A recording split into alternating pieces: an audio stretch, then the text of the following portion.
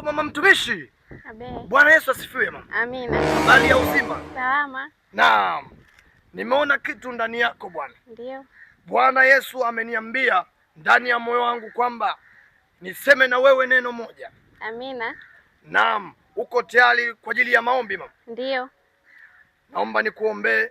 Nataka nisome mambo ya Walawi. Bwana ameniambia niseme na wewe kidogo, make nimeona kitu ndani yako. Mambo ya Walawi sura ya 4 inasema, wakutanikapo wawili mimi nipo katikati yao.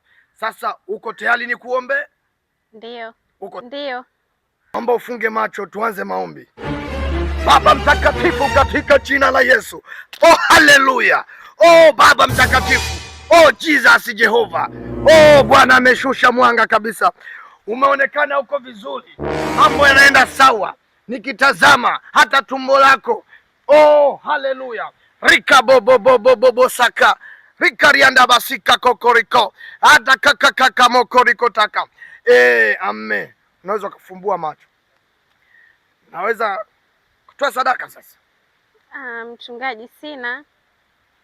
Huwezi kupokelewa kwa Mungu kama hujatoa sadaka. Toa fungu la 10. Maombi tu.